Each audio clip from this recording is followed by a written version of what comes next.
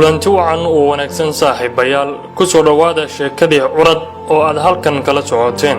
sheekadan oo ah qiso dhab ah oo ku dhacday mid ka mid ah dhalinyarada Soomaaliyeed ayaa waxa qoraalkan ka sameeyay wariye Maahir Jaamac Aadam, waxaana codeynaya anigoo ah Ciise Maxamuud Ciise. halkaad kala soconaysaanna waa channelka Ogaalka Audiosom. ku soo dhawaada qaybta xigta qaybtii horay aad u soo dhageysateen.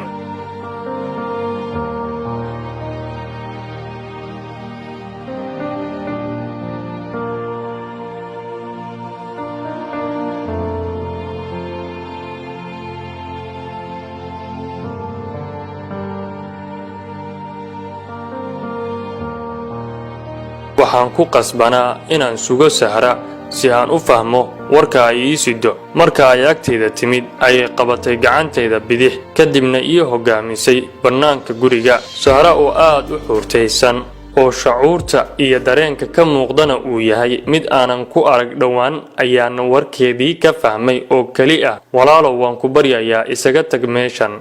ninkii Maxamuud ahaa qorshihiisa wuu ka dhaadhiciyay maamada, isla hadda ayaa la rabaa in lagu kaxeeyo ee inta aanay soo bixin ayaga ka tag adigu meeshan. wax walba degdeg ayay noqdeen. ma waxaan ka fikiraa go'aankan qaadan lahaa mise waxaan ka fikiraa halkan aadi lahaa? intaas oo dhan waxaa ka muhiimsan in ugu horeyn la iga waayo xaafadan. aniga oo aanan ku laaban gurigii ayaan magaalada toos ugu baxay.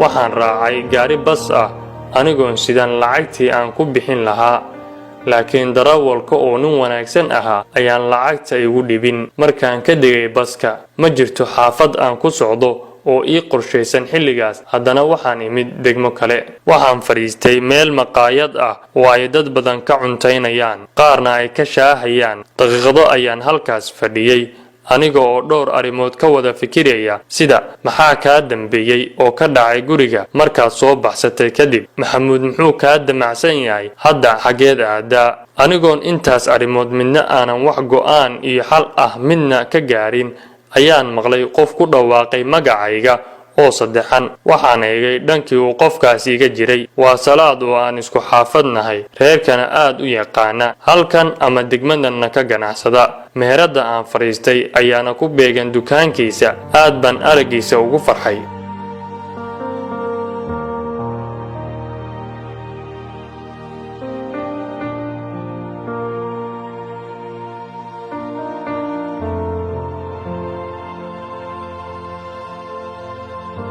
waxaan aaday dhankiisa. iswaraysi dheer labadeenna ah kadib wuxuu iiga farxiyey inaan helayo meel aan ku hoydo iyo waxaan cuno muddada aan doono, sidoo kalena uusan xogtayda cid kale la wadaagi doonin.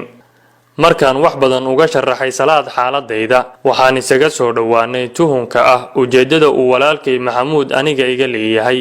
cidna ma garan karto, laakiin halkaas shakiga ku jira wuu sii xoog batay. muddo 8 cisho ah ayaan halkaas ku dhuumaalaysanayay kuna noolaa. Salaad wuxuu mar walba soo mari jiray xaafadayda si uu akhbaar uun iiga keeno. waxa kali ah oo calooshayda gubaya ayaa ah in 8 maalmood oo aan ka maqnahay guriga aysan ogaan deriskayga. xitaa maamada oo uu Salaad dhowr jeer iga xaal waraystay kama muuqan wax walaac maqnaanshahayga ah. xitaa ma aysan muujin inaan maqnahay. ha yeeshee Sahra waa midda kali ah qalbigeeda aanan ka bixin, weliba wejigeeda laga dheehan karo walaaca maqnaanshahayga uu ku hayo. ninka ay dunidan la dhalatay gabadh mararka qaar wuxuu noolaan karaa hooyo la'aan, laakiin Salaad marna uma sheegin qoyskayga inuu aniga meel igu og yahay, oo sidaa waxaa ahaa ballankeena.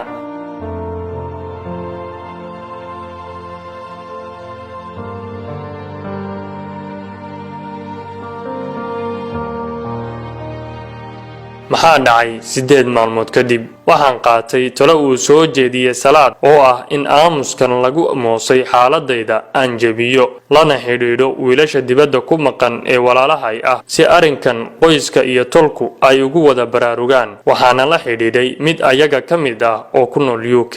waxaa cajiib ah inuu igu yidhi waxaad sheegayso waa maxay, xitaa xanuunkaaga 4 bilood ah ma maqlin. waxaan anigu garan waayey si aan wax ugu sharaxo, waayo dhibta hadda aan ku jiro wuxuu ila fahmi lahaa marka uu og yahay waxa 4 bilood oo cimrigayga ka mid ahaa isoo maray. wuxuuse isagu ila fahmi karay inaan markaan ahay dhibana garab u baahan. wuxuuna igu yidhi beri ayaan lacag kuu soo dirayaa, hawshanna bal waan xuuraansanayaa, raggii kalena waan la wadaagayaa iyo aniga iga warsug walaal. waxaan ku yidhi lacagta waxaa iiga muhiimsan walaalow xalka arrintan. waxaan ahay nin la baxsanaya caafimaadkiisa ee xal ii keen, sidan kuma noolaan karo ee